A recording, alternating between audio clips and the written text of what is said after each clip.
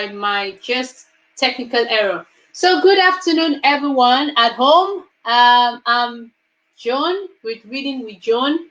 With me today is Jedidah. and Jemima. today is Jemima. Right, they're the co-hosts of the program, and we've been having a lovely time every single day coming out here to read with kids. And today, can you tell us the episode for today? What's the episode for today? Episode 59. Wow! Episode 59. That's a long time we've been coming. And every day we've had a blast. We've been talking with children, reading with children, and having fun. So this afternoon, you're going to continue to have fun reading with us, listening to music, answering questions. And remember to submit your artwork for the competition. Remember to submit your poem.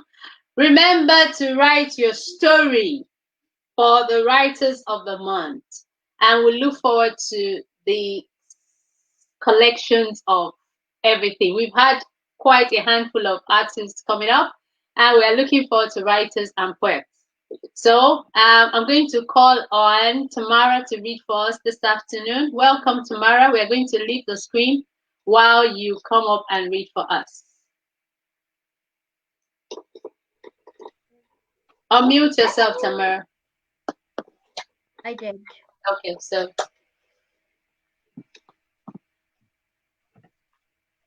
All the ways round here you've belong not to told me. us. You've not told us the book you're reading, please. Okay. I'm reading Alice in Wonderland. Great. All the ways round here belong to me, said the Queen.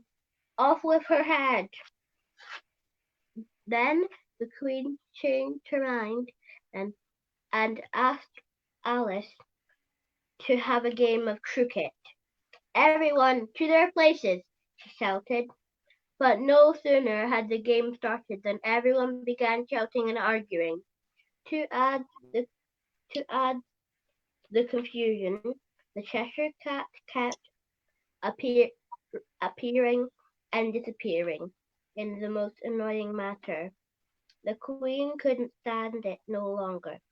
Off with its head, she screamed, but the Cheshire Cat's head faded away, leaving behind only its grin.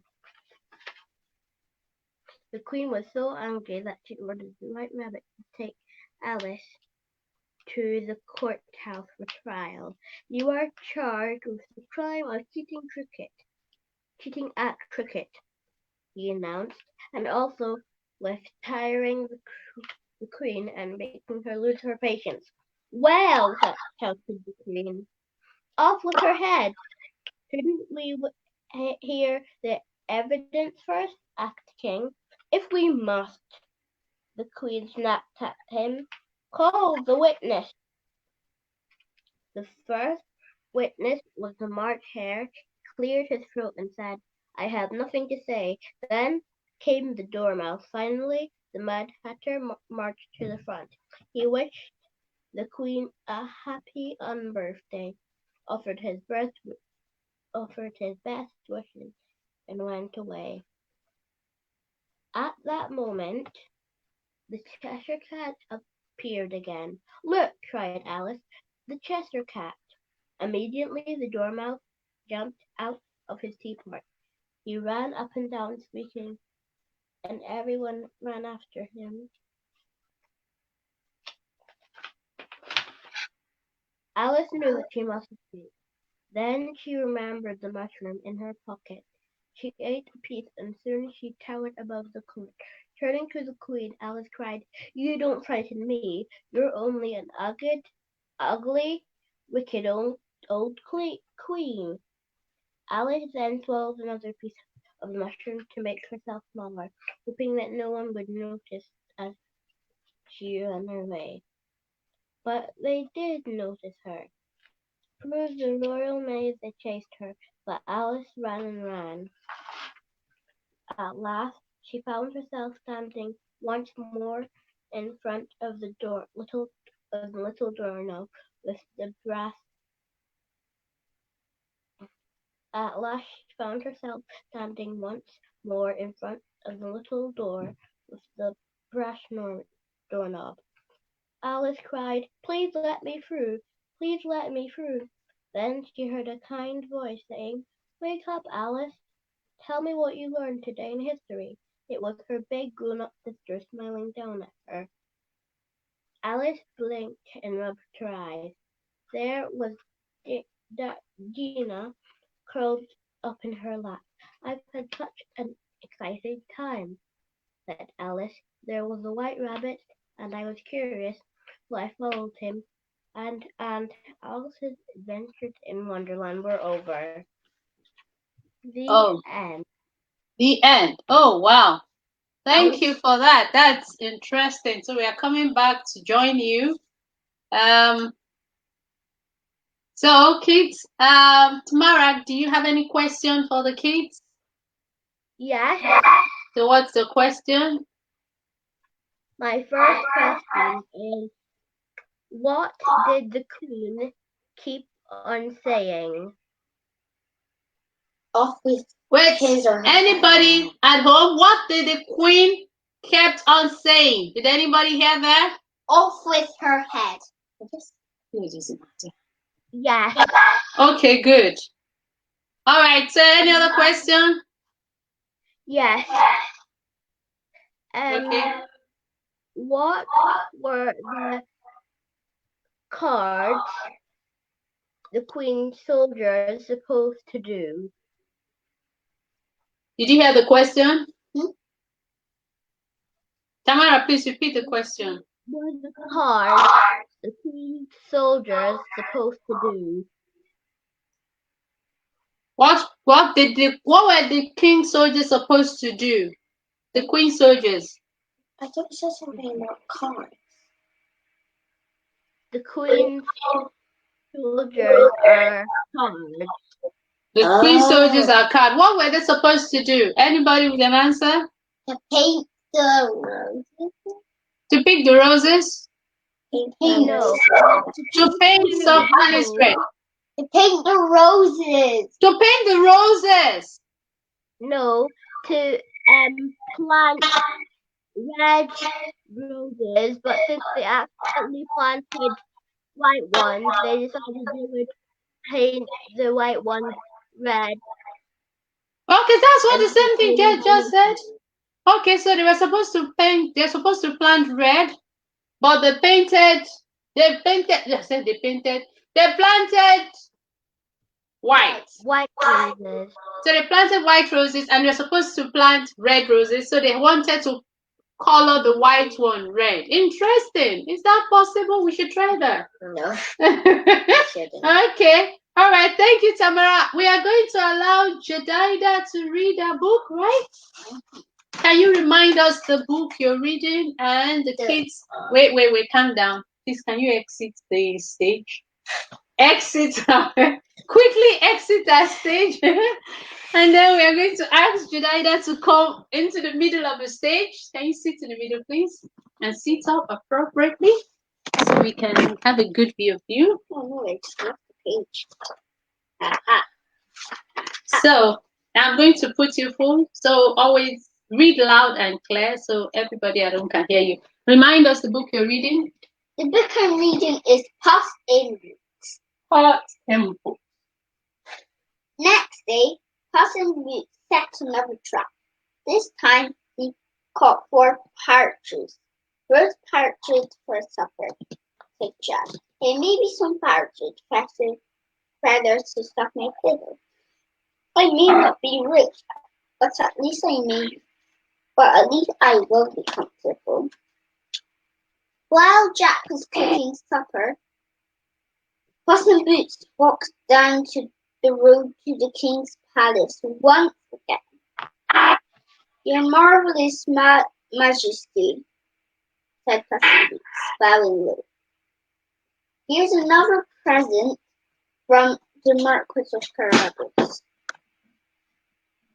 "Goodness is kind," said the king, taking departure. The day after that, Jack and Puss in Boots were walking on the road when Puss said to Jack, "Quick, take off your clothes and get into the river." "What?" said Jack. "Why should I?" "You must trust me. You must just trust me. Do as I say, then wait and see what happens," said Puss. So Jack did take off his clothes and jumped into the river. Splash! Puss hid Jack's clothes behind a rock. "Hey!" shouted Jack crossly. "Shh!" said Puss. "Here comes the king." He was right. The king's coach was coming along the road. "Splash about in the water," said Jack. So Jack splashed. Puss in Boots ran into the wood. He waved his paws. "Stop!" he shouted. "Oh, please help me," he said, as the king put his head out of the window. "My master, the Marquis of Carabas, was swimming in the river when somebody stole his clothes. Now he can't get to the river because he has nothing to wear." "Goodness," said the king. "Stop the coach at once. The Marquis of Carabas has been so kind to me. I must help him. You can wear some of my clothes. Unpack them from my box." A king's footman handed fine clothes to Puss, and Puss handed them to Jack. Jack quickly got dressed. Then he stepped forward. "Thank you for the clothes," he said, and Puss pushed him to make him bow down low. "Not at all," said the king, "not at all." Jack looked very handsome in the royal clothes. The king's daughter noticed that. The king told his daughter, "Princess Sophia, my dear, this young man is the Marquis of Carabas, and has been so kind giving me presents. We must give him a lift in our coach." "Yes, let's," said Princess Sophia. So the king and the princess and Jack got into the coach and they set down the road. Where was Puss in Boots? He ran ahead of the coach. Why? Because he had a clever plan. Wait and see. There were people harvesting a fine crop of wheat in the field. Puss ran over to them. He looked at the people fiercely and said, "The king is coming! If he asks who owns all this land, tell him that it belongs to Marquis of Carabas. If you don't, I'm going to be cross with you." And Puss showed them his claws. Soon the king's coach came by. The king called from his coach window, "Tell me, good people, whose fine land is this?" They all replied, "It belongs to the Marquis of Carabas, your Majesty." "Does it indeed?" said the king. "Goodness," he thought, "this Marquis is a rich man." And he gave Jack a smile. Wow. That cat is a mischievous cat, right? It's very mischievous. Okay. But he's also fun. He's very clever and mischievous. So let's go back to the kids at home and to Tamara now. Can you please you have any question, Big J? Let's bring Tamara on board. What's your question? Oh no. What's your question? Okay.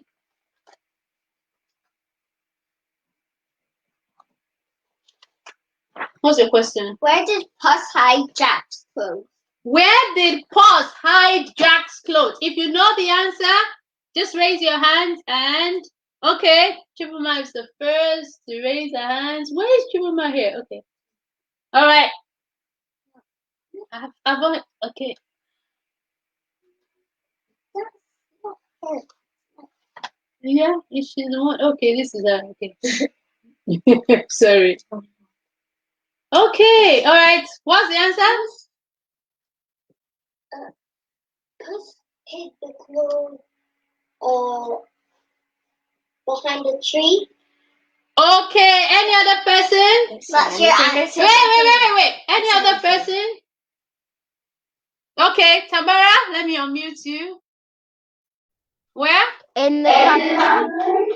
Okay, any other person? One said cupboard, one said behind the tree. Any other one?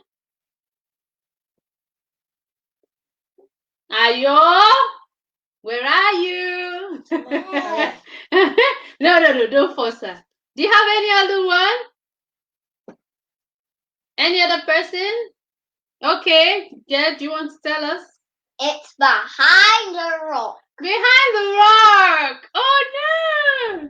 The tree was so close, but it's still the rock. Okay, thank you, Little J, for reading. That was excellent reading. That cat is a very smart cat. I want us to be smart, but I don't want us to be cunning like the cat. He was very cunning. He was lying and pretending to be what he's not. Ah. Well, it's good to be smart. Okay? All right. So let's leave so Big J can. As my mother calls it, streetwise. Yes, I call it, you need to be streetwise. The cat was very streetwise. So, kids, I need you to be streetwise, but I need you to be honest, not to be like the cat in boots. Okay. So tell us what you're playing, and I'm going to play Minuet.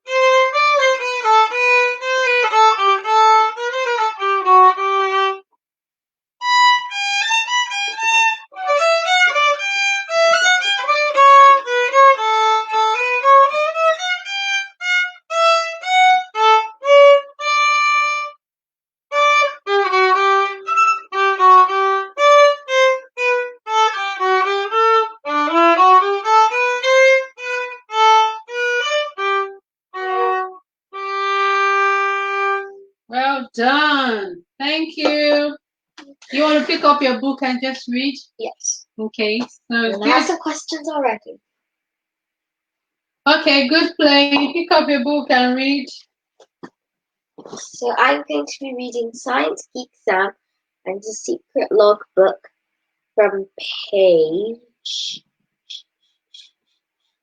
156. Wednesday afternoon. This afternoon, we went to Newcastle to a large round cinema in the Life Science Centre.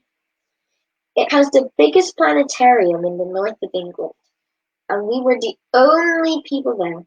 We were all given 3D glasses, and we could lie back on massive armchairs in a dome. It felt like being inside a giant half football. It was super chilled. The inside of the football was all screen. It felt as if we were outside on the road, gazing at the sky. The light around us gradually faded. The sun went down, and it got darker and darker, until all we could see were stars. They moved from left to right across the sky, as if time was ticking 10 times faster than usual. And there was a man in a spacesuit who told us that we were all going to the moon, and we had to count down from 10, 9, 8, 7, 6, 5, 4, 3, 2, 1. And then we started the engine, and we lifted off in the rocket super fast, and the earth became smaller and smaller, and the moon got closer and closer, so close I stretched out my arm because I thought I'd be able to grab it, but I couldn't.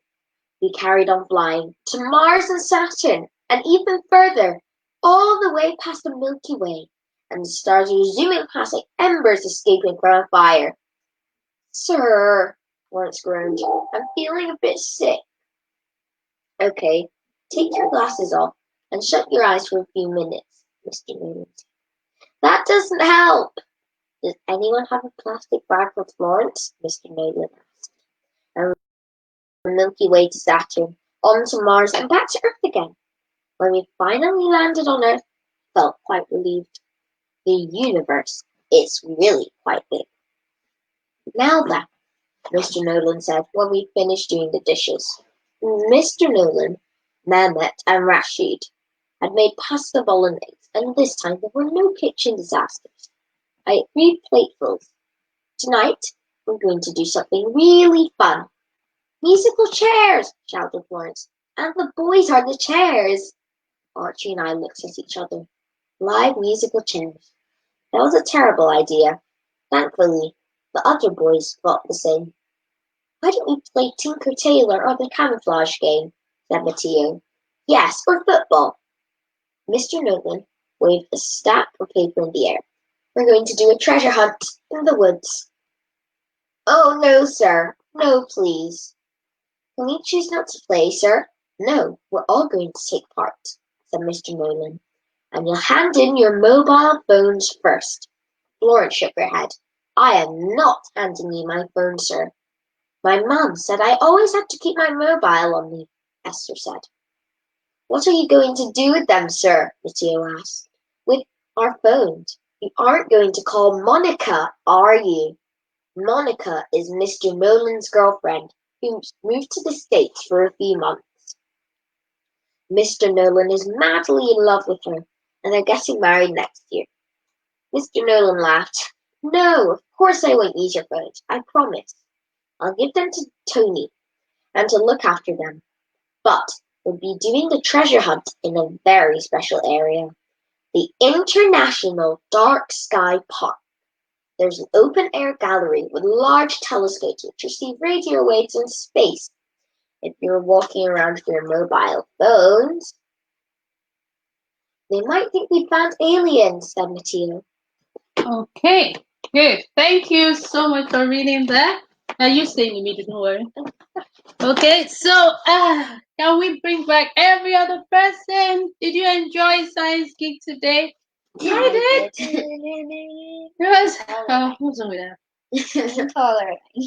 We need to bring Tamara in.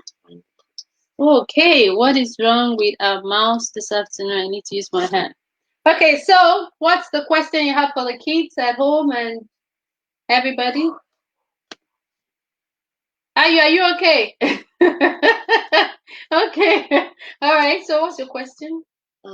What's the name of Mr. Nolan's girlfriend? Whoa! What's the name of Mr. Nolan's girlfriend? Can you unmute and let them speak? Precious, you can say it. Precious, what's it? Monica. Okay. Who Let's else? see. Let's see. Okay. Maya. Okay, Tamara, what's the name? Monica. Okay, everybody is kind of very, very listening attentively to girlfriend. Yes, it is Monica. It's Monica. And where has Monica gone to? That's your bonus question. Where has she gone to? Okay. What was the question? Where has Monica gone to? I know. Okay, Chibumam, you raise your hands first. The state. Okay, who else?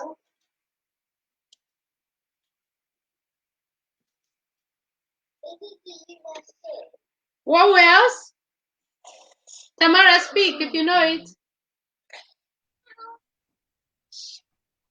The International Dart Park.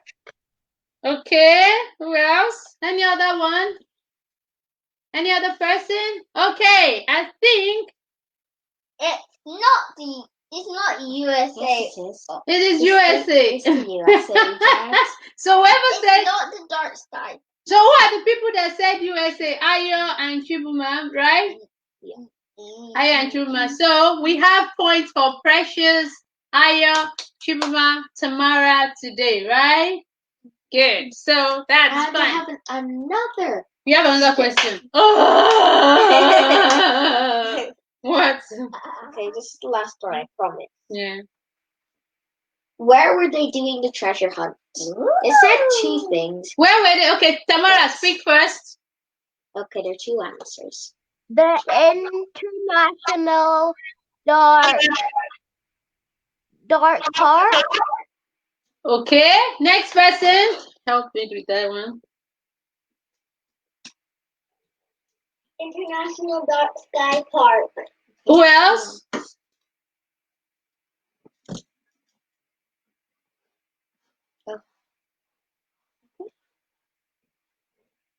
What was the question? Where did they do the treasure hunt? Where did they do the treasure hunt? In the woods. In the west.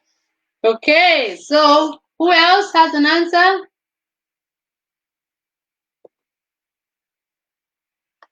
Yes. Peace, do you have an answer? Do you?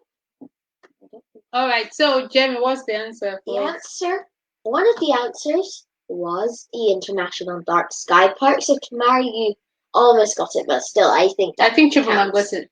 Yeah, it was Chibumam. So both of them, Tamara and Chibumam, and the woods. And the woods. So it said, first of all, who answered woods? We're going to do. Who answered woods? Ayo. So first of all, it said we're going to do a treasure hunt in the woods. Later, it said we'll be doing a treasure hunt in a very special area, the International Dark Sky Park. Okay, so It was good. just a park. All right, well done. Okay, so guys, I really enjoyed today's time with you. Interesting questions and interesting answers. Mean that you were really listening today, and I'm super proud of you. I'm super, super proud that everybody has taken my points away. Mommy, that also means I was reading well for once. What? That also means I was reading well. Oh, that means you were reading well. Okay, so I'll see you guys tomorrow on Reading with Joan. Thank you for coming. We enjoyed spending time with you. Bye.